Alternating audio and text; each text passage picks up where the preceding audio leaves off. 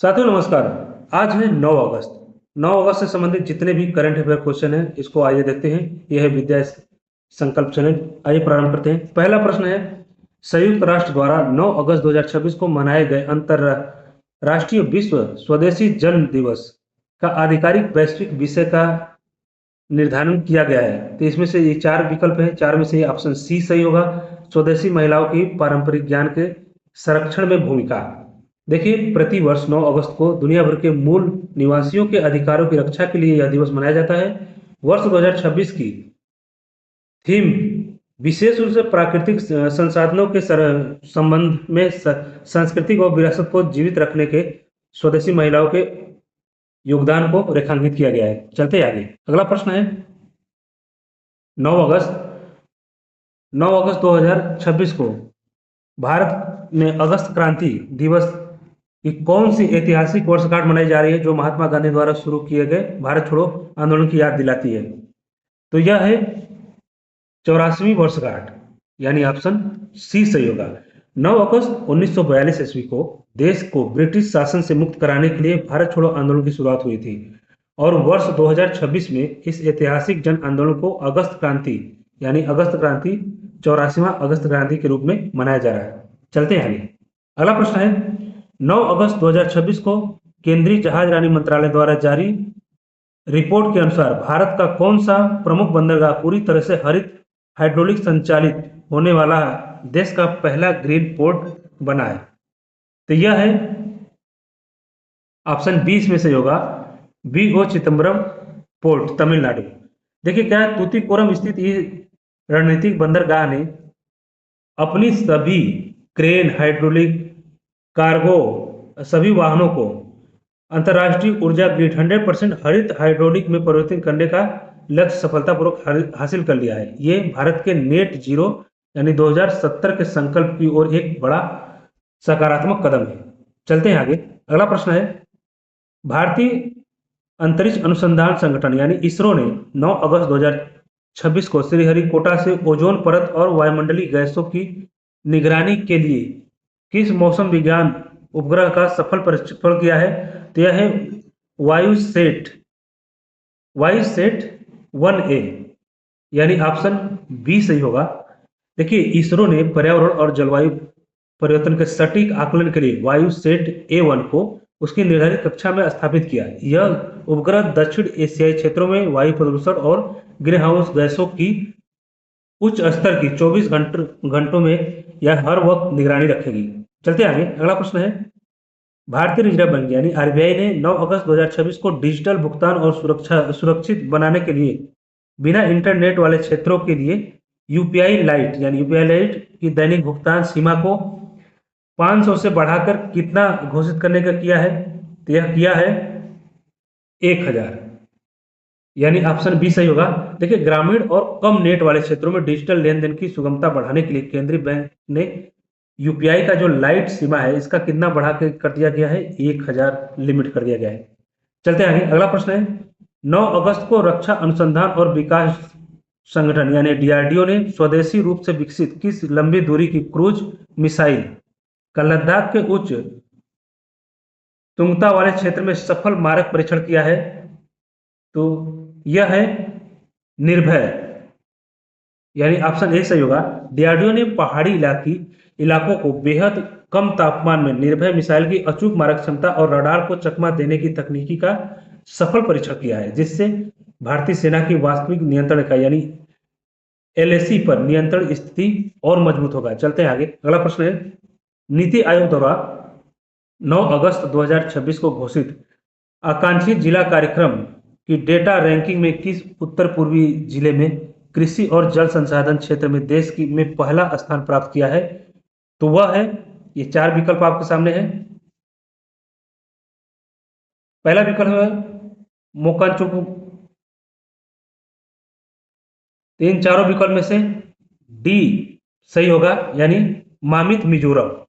देखिए, मिजोरम के मामित जिले में अपनी जल संचयन प्रणालियों और जैविक कृषि पद्धतियों में उल्लेखनीय सुधार के चलते नीति आयोग की विकास संकेतों और राष्ट्रीय सूची में शीर्ष स्थान हासिल इसने किया है। चलते आगे, अगला प्रश्न है, 9 अगस्त 2026 को दक्षिण पूर्वी एशियाई देशों के संगठन में किस देश को अपनी ब्लॉक के 11वें पूर्णकालीन सदस्य के रूप में शामिल करने की प्रक्रिया को अंतिम रूप दिया गया? तो यह है पूर्वी तिमोर, यानी ऑप्शन बी सही होगा। देखिए, आसियान शिखर सम्मेलन के विशेष कार्यबल ने पूर्वी तिमोर को सभी आर्थिक और व्यापारिक संधियों और रोड मैप को पूरी तरह करने का आधिकारिक तौर पर 11वां सदस्य राष्ट्र के रूप में स्वीकार किया है। यह एक ऐतिहासिक निर्णय है। चलते हैं आगे। अगला प्रश्न है, केंद्रीय रक्षा मंत्रालय ने 9 अगस्त 2026 को आदिवासी छात्रों की उच्च शिक्षा में संशोधन को बढ़ाने के लिए उच्च शिक्षा में शोध को बढ़ाने के लिए किस राष्ट्रीय फेलोशिप पोर्टल की शुरुआत की है? तो यह है जनजातीय अकादमी नेटवर्क, यानी ऑप्शन सी सही होगा। देखिए, अंतर्राष्ट्रीय स्वदेशी और जन दिवस के अवसर पर शुरू किए गए जन पोर्टल का उद्देश्य देश भर के केंद्रीय विद्यालयों में पढ़ रहे अनुसूचित जनजाति यानी एसटी के शोधकर्मी या शोध छात्रों को सीधे वित्तीय अनुदान देने का वैश्विक मेंटरशिप से जोड़ा गया है। चलते आगे। अगला प्रश्न है, 9 अगस्त 2026 को भारत के किस राज्य ने अपने राज्य के सभी सरकारी विभागों में पेपरलेस कामकाज शुरू करने के लिए ई सचिवालय 3.0 नामक उन्नत शासन प्रणाली को अनिवार्य रूप से लागू किया है? तो यह राज्य है मध्य प्रदेश। देखिए, मध्य प्रदेश ने ये ऐतिहासिक काम किया है। चलते हैं आगे। अगला प्रश्न है, विश्व बैंक द्वारा 9 अगस्त 2026 को जारी ग्लोबल इकोनॉमिक प्रोस्पेक्ट रिपोर्ट में भारत को दक्षिण एशिया की सबसे तेजी से बढ़ती अर्थव्यवस्था बताते हुए 2026-27 के लिए उसकी विकास दर का अनुमान कितना रखा है? तो यह रखा है 6.8, यानी ऑप्शन सी सही होगा। देखिए, विश्व बैंक ने मजबूत निजी उपयोग बुनियादी ढांचे पर सरकारी खर्च और सेवा निर्यात में निरंतर वृद्धि के कारण भारत की विकास दर के अनुमान को पूर्णतः 6.4 से बढ़ा के संशोधित कर किया गया, 6.8 कर दिया गया। चलते आगे। अगला प्रश्न है, 9 अगस्त 2026 को किस यूरोपीय देश ने अनिवार्य नवीकरणीय ऊर्जा के क्षेत्र में भारत के साथ मिलकर क्लीन एनर्जी ग्रिड एलायंस स्थापित करने की घोषणा की है? यह देश है डेनमार्क। देखिए, भारत और डेनमार्क के बीच में हुए द्विपक्षीय समझौते का मुख्य उद्देश्य अपतटीय पवन ऊर्जा और अत्याधुनिक ग्रिड इंटीग्रेशन तकनीकों को भारतीय तटीय राज्यों में बड़े पैमाने पर लागू करने का फैसला किया गया है। चलते आगे। अगला प्रश्न है, भारतीय खाद्य सुरक्षा और मानक प्राधिकरण यानी फसाई ने 9 अगस्त 2026 में पैकेट फूड्स पर उपभोक्ताओं के स्वास्थ्य की सुरक्षा के लिए किन नए अनिवार्य लेबलिंग नियम को लागू किया है? तय किया है, ये ऑप्शन सी सही होगा, न्यूट्री स्कोर इंडिया रेटिंग।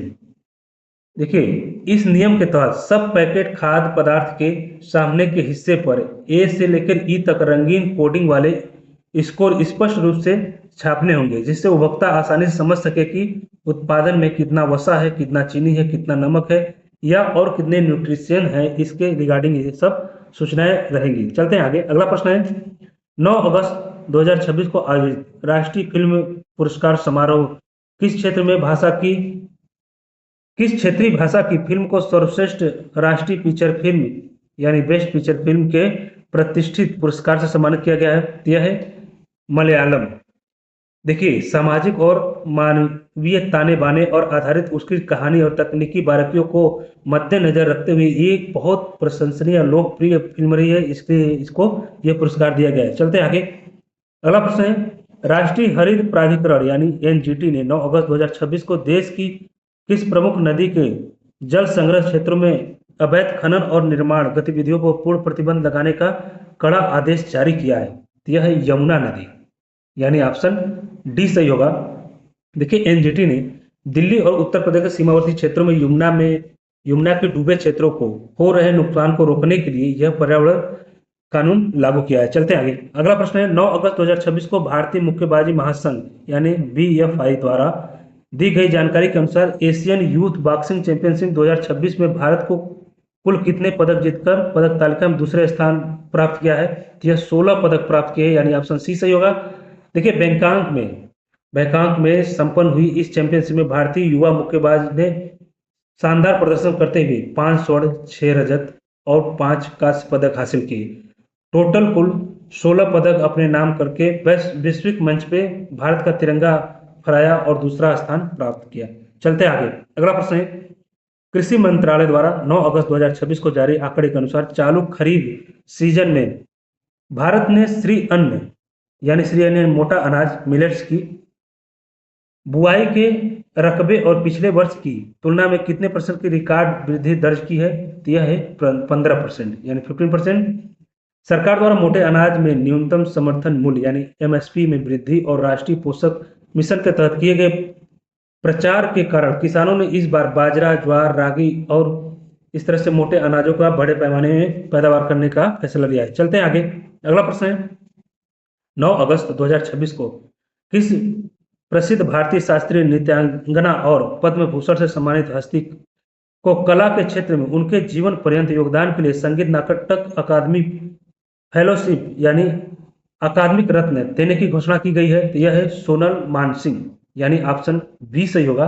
देखिए विख्यात भरतनाट्यम और ओडिसी नृत्यांगना सोनम मानसिंह को भारतीय सांस्कृतिक कला के वैश्विक प्रचार प्रसार और युवा पीढ़ी को प्रेरित करने के लिए देश के इस सर्वोच्च कला सम्मान से अलंकृत किया गया है। चलते आगे, अगला प्रश्न है, भारत के मौसम विज्ञान यानी आईएमडी ने 9 अगस्त 2026 को देश के पश्चिमी तटों पर उठने वाले चक्रवातों को अत्यधिक सटीक भविष्यवाणी करते हुए किस तटीय राज्य में भारत का पहला डॉपलर मौसम रडार नेटवर्क हब स्थापित किया है? तो यह है महाराष्ट्र, यानी ऑप्शन बी सही होगा। देखिए रत्नागिरी महाराष्ट्र में स्थापित हुआ यह नया रडार हब अरब सागर में होने वाली हलचलों, मानसूनी हवाओं के रुख और अचानक होने वाले अत्यधिक बारिश की चेतावनी 6 घंटे पहले देने की क्षमता रखती है। चलते आगे, अगला प्रश्न है, 9 अगस्त 2026 को किस वैश्विक संस्था में दुनिया भर में इंटरनेट सुरक्षा डीप फेक वीडियो के प्रसार को रोकने के लिए ग्लोबल डिजिटल ट्रस्ट फ्रेमवर्क जारी किया है? तो यह है ऑप्शन बी सही होगा, अंतरराष्ट्रीय दूरसंचार संघ यानी आईटीयू। देखिए आईटीयू द्वारा जारी इस नए फ्रेमवर्क का उद्देश्य सभी सदस्य देशों के लिए एआई द्वारा निर्मित भ्रामक त्रुटि संदेशों और वीडियो की पहचान करने के लिए इस जैसे तकनीकी गाइडलाइंस और मॉनिटरिंग या वाटरमार्किंग का अनिवार्य कर दिया गया है। चलते आगे, अगला प्रश्न है, केंद्रीय स्वास्थ्य मंत्रालय ने 9 अगस्त 2026 को देश के ग्रामीण और दूर दराज के क्षेत्रों में कैंसर की शुरुआती पहचान के लिए किस मोबाइल वैन सेवा का राष्ट्रीय शुभारंभ किया है? तो यह है इसमें ऑप्शन बी सही होगा, निरामय स्वास्थ्य रथ। देखिए इस आधुनिक मोबाइल वैन में मोनोग्राफी और ओरल कैंसर की जांच के लिए अत्याधुनिक मशीनें लगी हैं जो गांव के में जाकर निःशुल्क जांच करेगी ताकि शुरुआती चरण में ही इस गंभीर बीमारी का पहचान किया जा सके और उसका संबंधित व्यक्ति का इलाज करने में मदद किया जा सके। चलते हैं आगे, अगला प्रश्न है, 9 अगस्त 2026 को समाप्त हुए बहुराष्ट्रीय नौसैनिक अभ्यास मालाबार 2026 में मेजबानी इस वर्ष किस देश की नौसेना द्वारा की गई है? तो यह अमेरिकी नौसेना द्वारा, यानी ऑप्शन बी सही होगा। देखिए क्वाड देशों का यह संयुक्त नौसैन्य अभियान है, इस बार प्रशांत महासागर में गुआम तट के पास आयोजित किया गया है। इसका मुख्य उद्देश्य पनडुब्बी रोधी युद्ध प्रणालियों और अंतर संचालनीय को मजबूती प्रदान करना है। चलते आगे, अगला प्रश्न है, संस्कृति मंत्रालय ने 9 अगस्त 2026 को देश की लुप्त प्राय लोक कलाओं और स्थानीय बोलियों और दस्तावेजीकरण के लिए किस डिजिटल आर्काइव परियोजना को शुरू करने की मंजूरी दी है? तो यह है लोक संस्कृति कोष, यानी ऑप्शन बी सही होगा। चलते हैं आगे, अगला प्रश्न है, 9 अगस्त 2026 को किस भारतीय प्रौद्योगिकी संस्थान यानी आईआईटी ने देश की पहली चिप आधारित क्वांटम कंप्यूटिंग लैब स्थापित करने की घोषणा की है? तो यह है आईआईटी मद्रास, यानी ऑप्शन बी सही होगा। आईआईटी मद्रास ने वैश्विक तकनीकी फर्मों के सहयोग से भारत में ही अगली पीढ़ी के सुपर कंप्यूटर, क्वांटम प्रोसेसर और सिक्योर क्रिप्टोग्राफी चिप्स के निर्माण और शोध के लिए यह अत्याधुनिक लैब का आधारशिला रखा है। कहाँ पे? आईआईटी मद्रास में। चलते हैं आगे। अगला प्रश्न है, आवास और शहरी मामलों के मंत्रालय द्वारा 9 अगस्त 2026 को जारी कचरा मुक्त शहर स्टार रेटिंग में भारत की किस शहर को लगातार 7वीं बार स्टार रेटिंग और देश के सबसे स्वच्छ शहर का गौरव मिला है? तो यह है इंदौर, यानी ऑप्शन बी सही होगा। 100% ये कचरा क्या करता है, कचरा को अलग करता है, पृथक्करण करता है, और जिस कैटेगरी का कचरा है उस तरह से ये डिस्पोज करता है, उसको निवारण करता है। चलते हैं आगे। अगला प्रश्न है, तो दोस्तों थैंक यू फॉर वॉचिंग, मिलते हैं अगले वीडियो में।